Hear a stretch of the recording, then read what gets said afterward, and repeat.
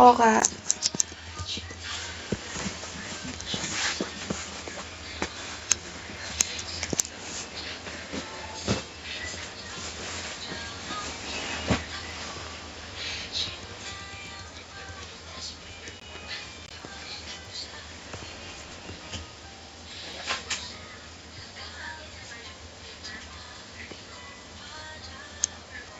suaraku kedengeran kan ya kak?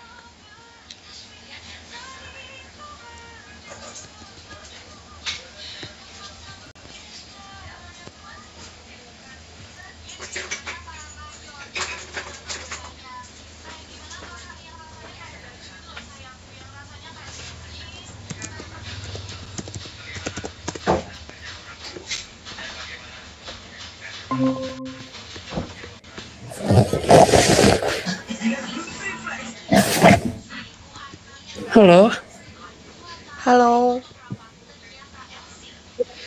halo Kak, sorry ya. Tadi aku cek belum ada orang terus ke skip jadi. Oh oke oke kak. Soalnya dari tadi udah join sih, tapi kok nggak ada orang gitu. Oh it's Oh, okay kak. aduh maaf banget, maaf banget. Tadi aku emang gak langsung join, cuma kayak ngelihat ada orang nggak ya di roomnya gitu.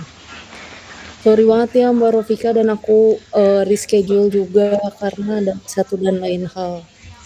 Oke kak, nggak apa-apa kok. Aku malah yang thank you banget udah mau nyempetin waktunya juga buat nge-mentoring, karena kan aku juga kebetulan ada beberapa hal yang mau ditanyain juga. Kalau misal kakaknya nggak ada kesibukan lain juga nggak apa-apa sih kak sebenarnya.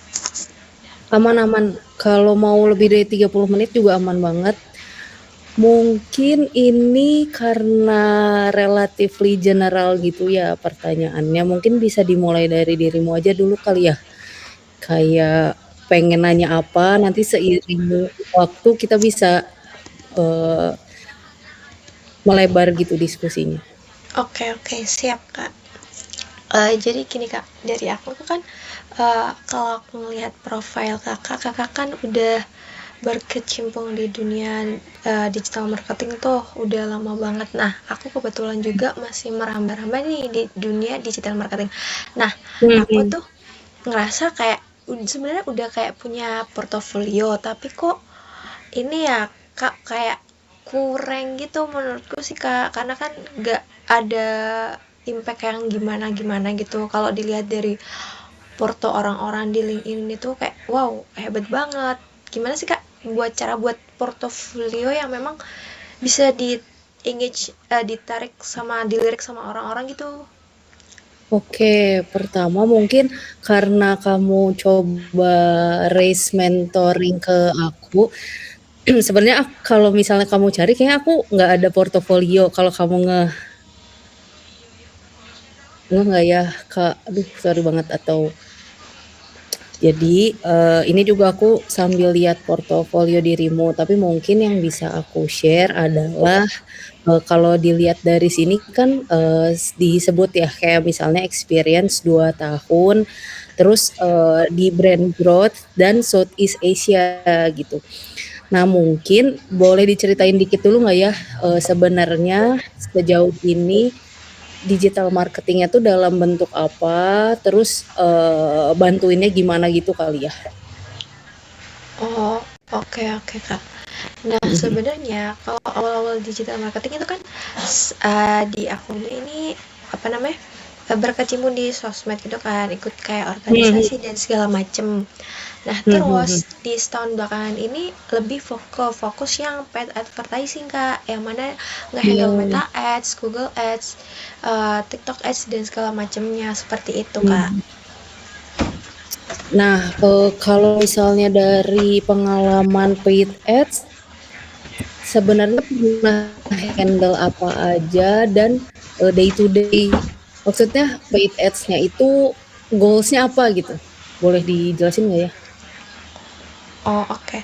Untuk goal sendiri kan itu kayak ada beberapa objektif juga. Kalau di paid ads itu, Mmm, kalau di Meta Ads itu pernah pakai handle beberapa di top funnel juga, kayak awareness, engagement, leads dan segala macamnya. Dan di Kalau di apa namanya di Google Ads itu cuma nge-handle yang memang apa namanya Google Traffic, PMax dan segala macamnya. Dan kalau di TikTok itu sama kayak community engagement, awareness dan lain-lainnya kayak gitu Kak.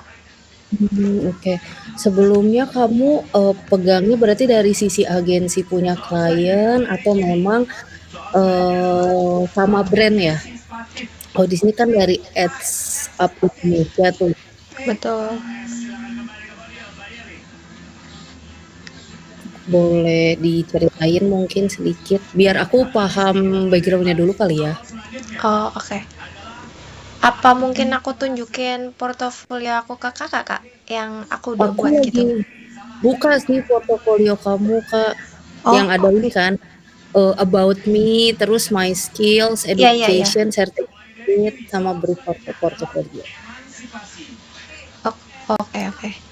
Berarti ceritanya yang dari segi Karena ini mau aiming-nya berarti ke arah paid ads, bener nggak ya? Kalau aku bi lihat dari sini kan sebenarnya dirimu berangkat dari desain, bahkan juga konten writing, sosmed spesialis, sampai sekarang lagi coba fokus di advertising gitu ya, paid ads. iya betul, Kak.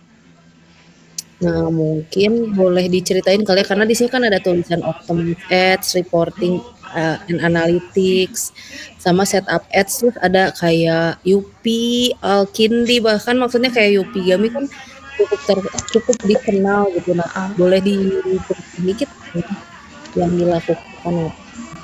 Oke, nah jadi kalau di Meta Ads itu pernah handle di beberapa ini kan. Kalau di paid advertising-nya itu pernah nge-handle beberapa advertising seperti kayak Meta Ads, Google Ads, dan TikTok Ads seperti yang pernah saya sebutkan.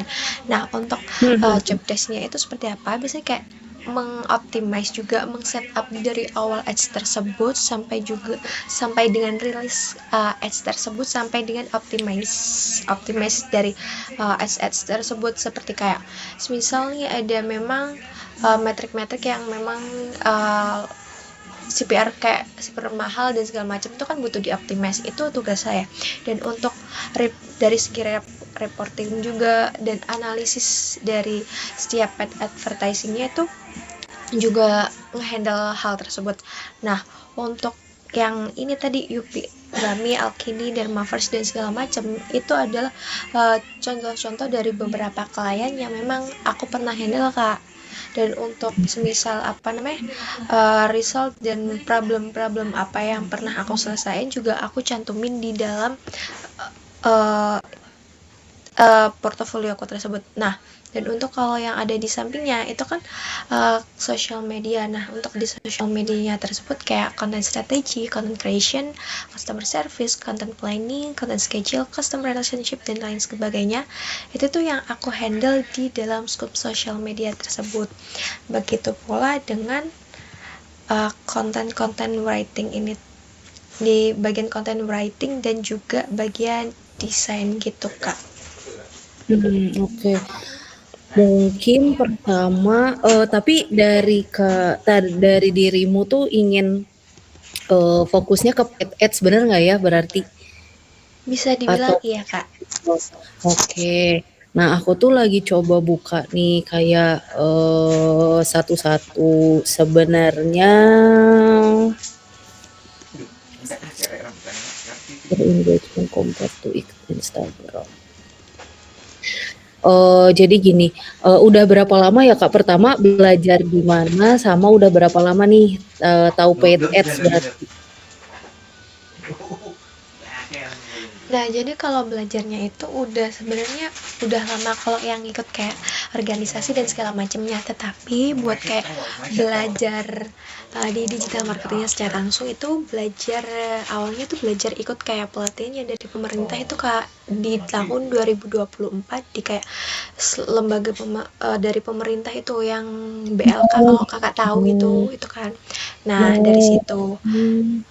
Betul. Nah, Sempet dari ikut ini nggak sih kayak bootcamp gitu sempet ikut berarti? Iya semacam kayak gitu, tapi itu kan yang dari pemerintah dan Dari untuk pemerintah? ya betul. Untuk Oh, belajarnya cuma kayak oke sebulan menarik. aja gitu. Nah, berarti, sekarang masih kuliah atau gimana? Untuk saat ini udah nggak kuliah, Kak. Oh, udah kerja yang itu ya, Ads Up Indonesia itu ya? Kalau udah kerjanya belum sih, Kak. Oh, Udah nggak oke, yang tapi itu masih masih benerin ya, portofolio. betul. Oke, jadi gini, sebenarnya tuh, mungkin kita perlu kalau kamu di domisili mana ya, BTW? Di Jawa Timur, Kak. Oh, aduh jauh. Maksudnya kalau ternyata kita sedomisili bisa kayak ketemuan dan ngobrol lebih jauh sih. Jadi tuh sebetulnya mungkin aku cerita dikit, aku nyemplung di sini pun ada satu temenku yang dia tuh dulu ikut Revoyu gitu. Terus dia kayak akhirnya aku minta waktu dia, kayak nraktir dia makan dan pokoknya seharian full gitulah bareng. Kayak dari mulai siang sampai malam, jadi makan siang, makan malam aku traktir sama snackingnya. Tapi dia ajarin aku semua yang dia pelajari di Revoyu intinya tuh gitu. Nah dari sana tuh memang kayaknya saat ini kan kamu udah nyoba tuh kayak oh masang ads kayak gini, bahkan kliennya juga maksudnya portofolionya bagus gitu ya kayak Yupigami. Tapi memang fundamental sebenarnya sebuah institusi atau brand ngejalanin ads itu pasti beda-beda. Waktu itu boleh diceritain nggak misalnya nih Yupi kalau misalnya aku lihat ini kan fokusnya tuh upper funnel ya, ada reach sama awareness. Nah, goals-nya itu adalah increase brand reach and awareness. Terus secondary goals, drive post engagement. Boleh diceritain nggak ya, increase-nya itu emang keadaannya saat itu Yupi Gaminya tuh dari mana sampai bisa dapetin segimana atau kayak emang pas waktu dari bootcamp pemerintah ini, oh budgetnya sekian, nanti tolong set up, terus jalan sebulan apa gimana? Oh, oke. Kebetulan kalau itu kan ada di akun ini, Kak. Di akun tempat aku kerja dulu waktu itu. Hmm. Nah, untuk itu waktu itu buat nge-push ini sih, Kak. Apa namanya? Sales juga gitu. Sales karena kan waktu itu juga ada bertepatan dengan apa namanya? Campaign dari si Yupi itu sendiri. Apalagi kan mendekati kayak yang 11-11, 12-12 seperti itu, Kak. Hmm. Oke, jadi biasanya tapi kamu rencananya pengen belajar dari agensi dulu kah atau mau langsung ke brand? Nah, yaitu, ini kan apa namanya, to be honest kayak bingung banget sih Kak, karena kan aku kalau lihat di Kakak omni channel juga kan, kan kalau setahu aku itu kan kayak maupun toko fisik ataupun online gitu kan. Nah, di situ aku pengen dapat insight juga dari Kakak tentang si omni channel itu sendiri, gitu. Oke, mungkin aku tunjukin historical dulu aku ya. Jadi pas waktu belajar ads, akhirnya aku pakai itu kemampuannya untuk diterapin ke sebenarnya kayak usaha saudara gitulah. Nah, memang ada peningkatan, nanti aku jelasin kali ya. Setelah itu baru aku masuknya tuh ke agensi. Nah, agensinya tuh dari UMKM dulu. Jadi aku handle budget tuh paling sebulan kayak 5 sampai 10 juta. Nah, walaupun ada klien-klien yang besar ya, misalnya kayak bisa sampai 50 sampai 100 juta gitu. Tapi dari kecil dulu aku jadi paham, oh dengan budget segini yang tadi kamu bilang, oh ini tuh ada kebutuhan Yupi sales. Nah ini akan nyambung sama si portofolio gitu ya. Mungkin belum kita bahas omni channel karena fundamentalnya kan pasti either kamu mau ke agensi ataupun mau ke brand akan dilihat fitness ya. Maksudnya mungkin di sini aku agak lebih cut to cut dan straight to the point juga. Jadi pasti mereka punya demand, punya kebutuhan. Dan kebutuhan ini kita bisa fulfill apa, kemampuan apa sih yang bisa kita kasih gitu ke si perusahaan. Nah, dari tadi yang mau aku sampaikan waktu aku di pertama kali pindah ke agensi dan handle UMKM kecil kan, itu tuh kerasa banget, oh pakai budget 5 juta. Objektifnya tadi ya, kalau UMKM kan dia nggak modal yang tinggi, dia itu kayak kasarnya uangnya tarik-tarikan nih, aku mau pakai ini buat marketing, aku mau pakai ini buat nambahin stok barang, itu kan kayak tarik-tarikan banget. Mau terus kalau jualan di Shopee kadang-kadang baru bisa dicairin saldonya setelah 7 hari.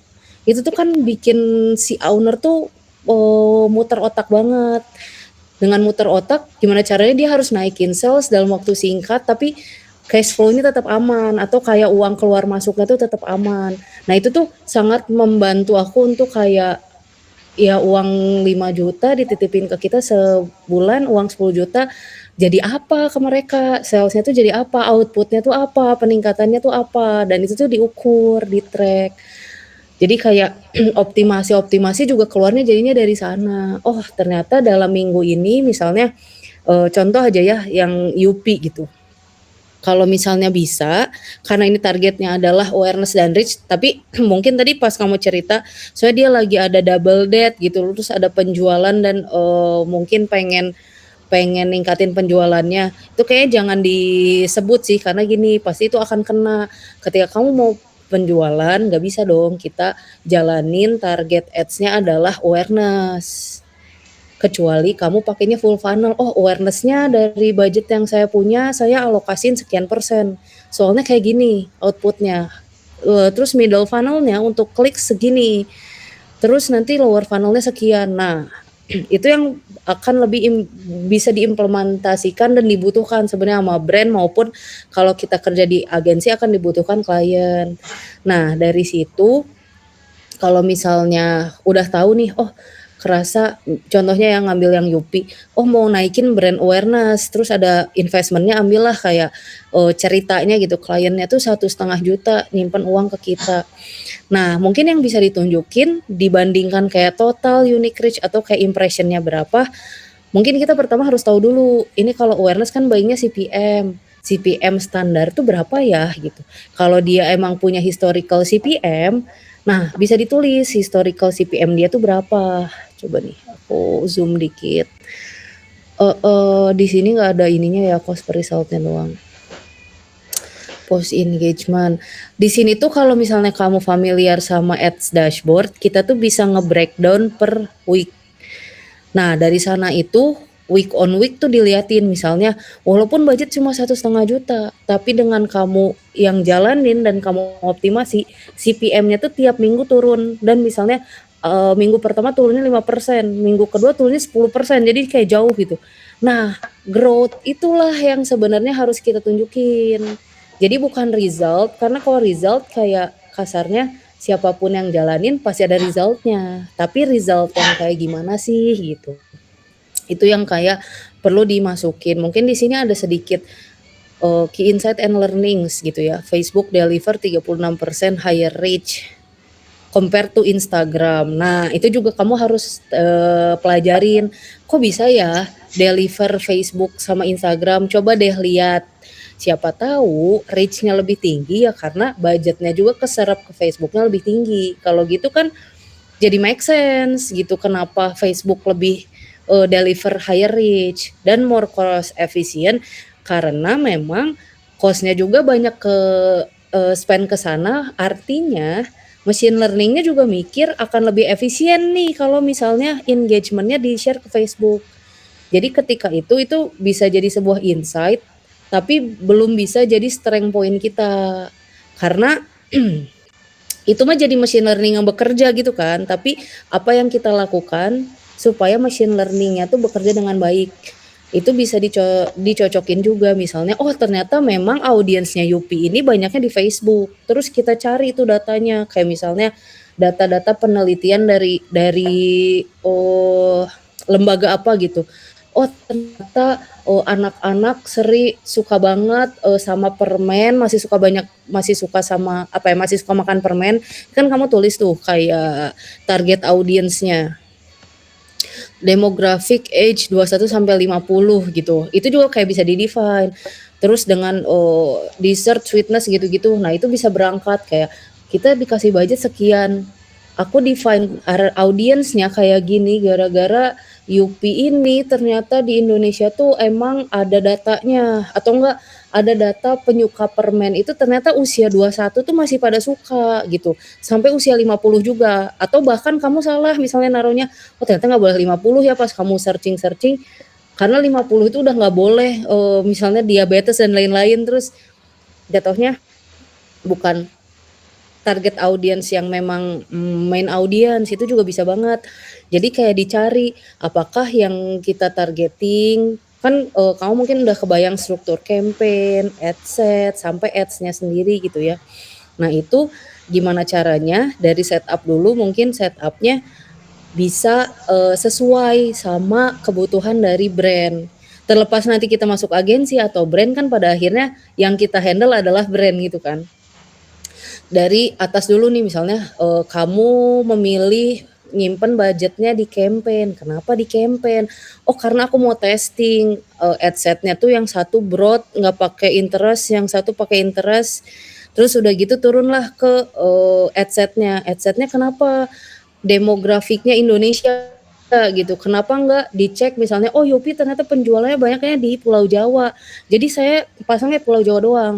Kenapa Pulau Jawa doang? Karena budgetnya ini nggak memenuhi. Kalau kita misalnya budgetnya cuma 1,5 ini paling nanti dapat frekuensi cuma 1,5 gitu, 1,2. Nah frekuensi juga kita bisa masukin tuh kayak dari sudut pandang kita sebagai orang nerima ads. Kalau kita nerima ads sekali mungkin kan nggak inget ya. Nah, berarti kita harus naikin misalnya frekuensinya. Makanya untuk menaikkan frekuensi, saya kecilin size dari target audiensnya. Kalau Indonesia misalnya ternyata 64 juta gitu target audiensnya. Kan udah ada estimated target audience ya pas kita setup. Nah, tapi kalau saya pasangnya cuma demografik ini doang, yang Pulau Jawa doang ternyata turun sampai 20 juta audiens. Nah, 20 juta ini yang saya sasar karena ketika kita kecilin target audiensnya frekuensinya naik misalnya gitu. Atau apa yang bisa dilakukan sama matriks-matriks yang ditaruh juga kali ya. Jadi gimana caranya si portofolio itu tuh ditaruhnya tuh relatively align.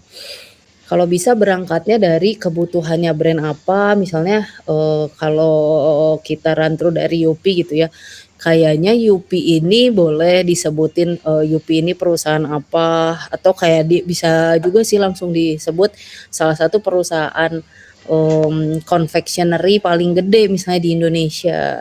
Nah terus dia punya problem, ternyata dia mau mengenhance engagement. Nah bisa berangkat dari sejauh ini engagement dia tuh secara historis cost per engagementnya sekian misalnya gitu. Nah dia mau mendapatkan cost per engagement yang lebih efisien. Jadi kayak jelas titiknya tuh kan yang kita lakuin itu tuh sama kayak kalau kita mau lomba gitu kali ya. Brand itu ada titik yang mau dia capai kan, ada goals yang mau dia capai. Nah usaha kita itu tuh bisa nganterin brand ini tuh sampai titik mana, sampai sedekat apa sama goalsnya. Nah itu yang kayak coba di curate jadi sebuah portofolio. Karena kalau kita cuma taruh result, orang kan nggak kebayang ya misalnya, oh iya dia resultnya misalnya kamu dari Jawa Timur gitu kan. Ternyata kasarnya nih analoginya brand itu pengen berangkat dari Surabaya ke Jakarta gitu. Terus kamu taruh, oh ya result aku setelah jalan Yupi aku berhasil bikin Yupi ada di Semarang. Tapi kan kita orang-orang nggak tahu ternyata awal mulanya tuh di Surabaya. Jadi kayak nggak tahu terus apa dong yang dilakuin gitu. Terus apa dong peningkatan yang kita kasih atau kayak kebermanfaatan apa ya yang kita kasih gitu ke orang yang kerja sama kita. Oh, oke oke Kak. Dari aku udah cukup paham dan ada sedikit gambaran mungkin buat ngebenahi portofolio yang aku punya juga. Apa ya cara berpikir. Boleh gimana gitu. Sama biasanya kalau di paid ads itu udah ada benchmarknya. Kalau di agensi udah banyak toolsnya ya untuk kayak nyari benchmark. Misalkan kamu punya lebih dari satu klien, itu di combine aja. Misalnya pas kamu jalanin reach, CPM-nya itu berapa sih? Jadi kayak, oh ternyata kamu udah punya sensing nih, oh CPM itu ternyata sekian sampai sekian. Karena cukup banyak sih hal yang kayak bisa dieksplor sebetulnya dan atau trennya lagi kemana kayak sekarang. Mungkin biar kayak aku ngasih insight lebih, sekarang itu interest udah sangat nggak kepake sebetulnya. Jadi sekarang itu platform tuh udah bekerja di mana dia akan mencarikan audiens yang relevan dengan kreatif yang kita pakai. Jadi namanya creative based targeting. Nah, gimana cara nge-tackle-nya? Nge-tackle-nya adalah kita buka semua. Jadi paling secara demografik kita sesuaiin sama kebutuhan brand, tapi nanti pasang kreatifnya tuh punya multi persona. Contohnya misalnya aku sama kamu tuh misalnya sama-sama termasuk orang Indonesia, perempuan, usianya 25 sampai 30 misalnya gitu ya. Misal. Terus udah gitu tapi kita tuh sama-sama makan Yupi.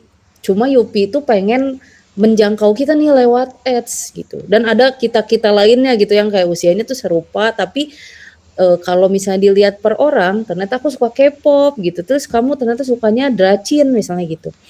Nah, gimana caranya? Itu kan agak susah ya kalau kita interest dicampur aduk aja juga salah. Kalau interestnya kamu kebanyakan, adsense-nya kan CPM bisa mahal dan lain. Jadi caranya adalah interestnya dibuka, ketika interest dibuka CPM tuh turun. Tapi ads yang kita pasang itu harus ada satu konten tuh ada kayak konten yang biasa dikonsum atau sama orang suka Dracin, terus bikin konten yang cocok sama orang yang suka K-pop. Nah, dia akan secara algoritma akan ketemu sendiri dengan target audience yang relevan.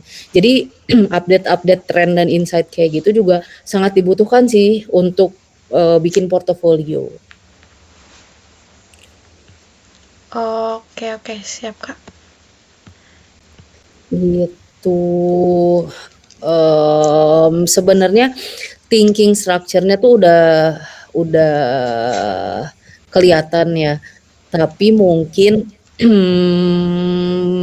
belum masih bisa dikembangkan lagi sama ngobrol-ngobrol aja sih sama komunitas atau tambahin juga kayak bootcamp lainnya kalau misalkan memungkinkan karena itu sangat membantu sebetulnya ya.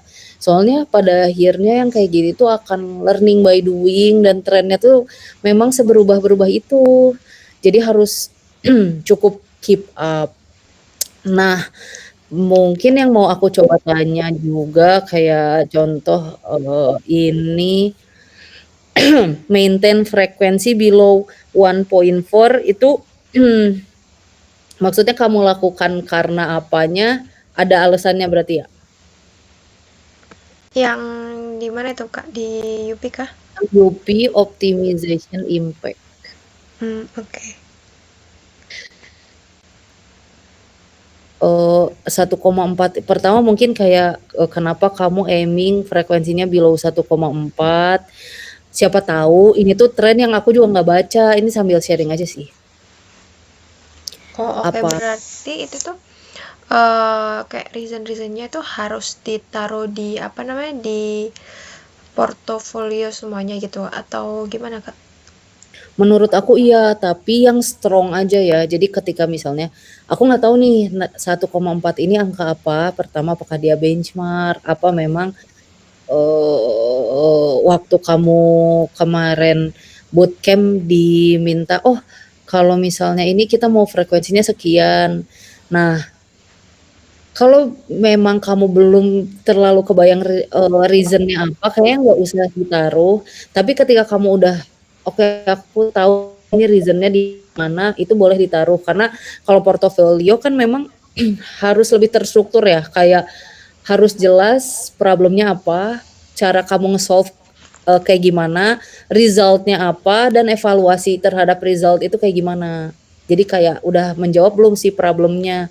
terus missing point-nya apa, apalagi yang perlu dikembangkan. Jadi biasanya kalau udah di dunia paid marketing itu selalu ada, findings, terus udah gitu ada next action-nya. Jadi ketika kita punya findings, next action-nya tuh apa, ketika ada problem kita coba selesaikan problemnya dengan cara strategi paid ads-nya gimana, terus result-nya kita kasih, result-nya ini tuh secara evaluasi hasilnya apa itu semua ditaruh di insight. Tapi setelah itu ada next action-nya. Oh berarti selanjutnya harus gimana? Apakah misalnya kamu mau bilang, oh ternyata uang 1,5 nih kurang untuk misalnya menjawab kebutuhan dia. Atau misalnya ternyata 1,5 ini nggak seharusnya jalan di Meta Ads, bisa aja harusnya di TikTok misalnya gitu. Karena TikTok bangun talkability atau apa itu kan kayak bisa di leverage. Nah mungkin kebutuhan untuk portofolio tuh lebih ke arah sana sih. Nggak Oh, harus plek ada semua, tapi bayangin aja kamu tuh orang yang punya Yupi misalnya gitu.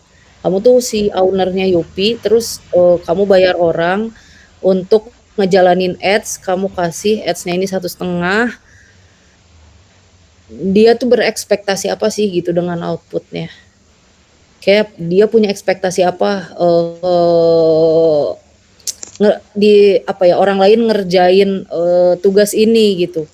Pengen resultnya gimana, pengen alasannya apa kan itu jadi lebih luas lah ya, dan lebih jelas, terus lebih menjanjikan sebenarnya gitu. Karena pada akhirnya yang baca ini bukan kamu, yang baca ini adalah orang yang akan pakai kemampuan kamu untuk bisa menyebar mencapai goals yang mereka inginkan gitu. Jadi kamu harus kayak bikin orang tertarik dan teryakinkan juga, oh strateginya Rovica tuh bagus banget ya gitu, karena dia ternyata memang menjawab, semua difikirin gitu, semua tuh ada alasannya gitu sih. oke oke Kak, mulai paham sih. Ada gambarannya. Thank you Kak sebelumnya atas insight-nya juga. Nah, sebenarnya aku mau tanya Kak, itu kan Kakak kan Boleh. ada beberapa kayak pengalaman gitu kan di kayak berbagai industri. Nah, ada nggak sih Kak industri-industri yang memang kayak challenging banget buat di implementasiin di ads ini, terutama kan Kakak kan juga ke omni channelnya ini. Soalnya kan apalagi marketnya market Indonesia gitu. Ada nggak sih Kak kayak obstacle yang memang bikin hari riuh gitu?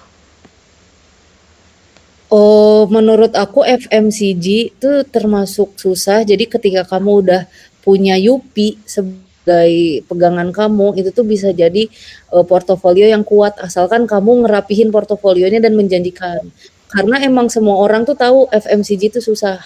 Jadi kayak ketika kamu udah terjun, terus dapat misalnya masuk agensi ataupun masuk brand, once itu FMCG itu akan susah. Cuma mungkin karena specifically aku adalah di beauty industry, terus sebelumnya klien aku juga beauty industry, aku ngerasa beauty industry kan FMCG itu banyak ya, ada food, ada misalnya personal goods gitu, ada yang kayak jualan sabun itu juga FMCG gitu kayak Unilever.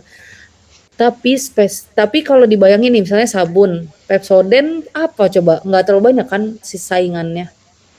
Terus kalau walaupun FMCG susah ya, terus misalnya susu bayi gitu, susu anak ada Denko, Milo, lain-lain. Tapi kan ya maksudnya perusahaan-perusahaan besar yang pada akhirnya Nestle lagi, terus Unilever lagi. Nah makanya menurut aku beauty industry itu sangat challenging. Kenapa? Karena ada brand Korea, ada brand Cina segede Skintific gitu, Glad to Glow, ada brand lokal, ada Avoskin, ada brand-brand UMKM yang bagus-bagus. Bahkan semua influencer sampai mau dari mulai influencer yang maksudnya kayak Scarlett sampai yang kayak mau di Ayunda aja punya gitu sih brand kecantikan. Jadi competitiveness landscape-nya tuh cukup ketat kan. Makanya itu juga reflect dengan cara kita bermain di digital gitu, ranah digital. Nah sebelum terlalu jauh sebetulnya omnichannel itu tuh Sebenarnya sesimpel gimana caranya kita mengaktifasi jadi kalau memang pertama kali aku jalanin tuh orang-orang taunya digital marketing ya. Digital marketing tuh kan luas, ada yang ngerjain sosial media, ada yang ngerjain paid ads-nya gitu. Ada juga yang ngerjain affiliate-nya, karena kan itu digital juga ya. Ada yang ngerjain mungkin cara bikin konten gitu. Karena sosial media beda lagi tuh sama bikin konten. Kalau sosial media kan dia lebih ke membangun sosial medianya. Kalau konten kan regardless dia akan tampil di sosmed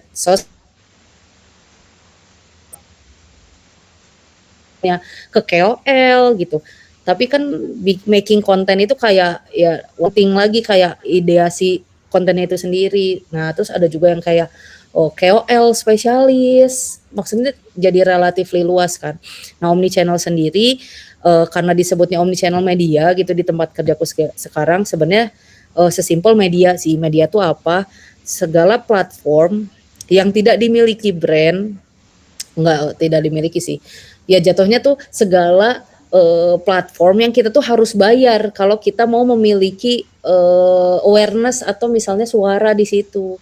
Misalnya nih kalau kalau kamu gitu, oh Rofica bikin brand hijab misalnya gitu, Rofika hijab. Nah kalau misalnya ngepost di Instagram kan nggak ngeluarin uang ya, di Instagram Rofica hijab sendiri. Ngepost di TikTok juga nggak apa tuh namanya nggak ngeluarin uang. Nah kalau misalnya ngepostnya di Tasya Farasya, oh jatuhnya itu nanti KOL. Tapi bisa jadi, oh mau ngeluasin ini berarti kita jalanin ads aja. Nah itu part dari media. Jadi sesuatu yang harus kita beli kalau misalnya kita mau mengaktifasi hal tersebut. Atau misalnya mau pasang billboard, nah itu masuknya media. Atau kalau misalnya dirimu aware kayak Volkatif atau misalnya mau muncul di Female Daily atau Overheard Beauty, nah itu juga part dari media karena dia bukan persona as a person kan. Kalau person kan jatuhnya kayak KOL spesialis. Jadi omnichannel media itu sebenarnya cuma sesimpel ya segala wadah yang harus kita keluarin budgetnya gitu supaya kita bisa muncul di sana gitu sih. Mau muncul di TV, di radio,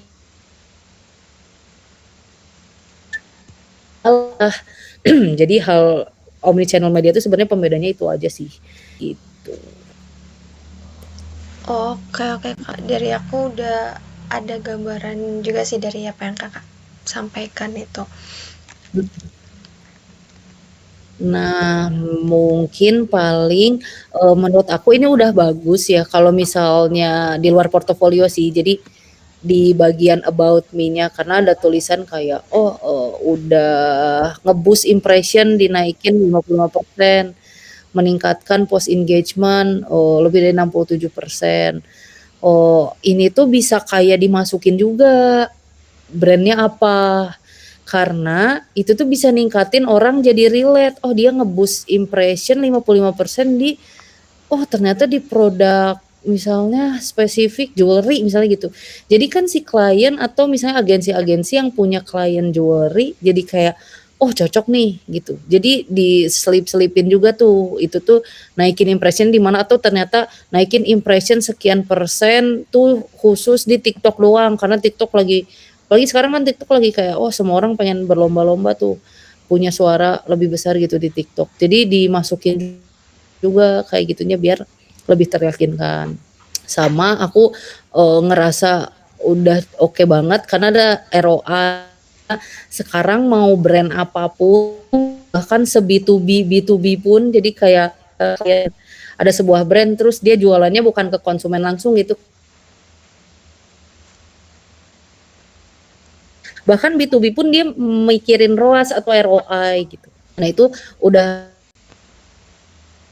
karena di sini di-mention juga tapi boleh disebutin sih ROI paid ads 25% ini tuh ROI apa sih Paskah gitu, Meta si Paskah atau apa gitu. Jadi bisa diperjelas lagi terus kliennya siapa, terus waktu itu misalnya budgetnya berapa, jadi biar lebih kebayang. Sama nanti lama-lama aku yakin dirimu akan kebayang juga sih apa ya yang sebenarnya bisa ditonjolin gitu. Kayak ternyata pernah handle Yupi. Ya udah UPI ini berarti kan part of FMCG. ya udah gedein FMCG-nya nih gitu. FMCG, Indo, terus kayak misalnya UB kan bukan lokal brand ya sebetulnya, kayak multinasional brand tuh kayak langsung sebutin aja. Agak di sugarcoat tapi memang ya itu kenyataannya. Jadi memilih highlight yang tepat gitu kali ya jatuhnya untuk ditaruh. Oke. Oke Kak, siap-siap. Thank you ya Kak atas insight-nya today. Sorry banget karena mendadak Aku yang ngajuin sorry story. sebenarnya. Aku yang sorry. Tapi kamu ada pertanyaan lain atau gimana? Aku aman sih sebetulnya kalau misalnya mau lebih-lebih sedikit waktunya. Sejauh ini pertanyaanku masih cukup sampai di situ sih Kak, tapi mungkin kedepannya mungkin akan banyak pertanyaan lagi. Aku izin connect ke Kakak ya Kak buat di Oh ya, link-innya. aman. Salam kenal Oke. ya. Sorry banget pertemuan Oke. pertama telat. Oke Kak, aman. Karena kan ini juga minggu, besok kakaknya kerja.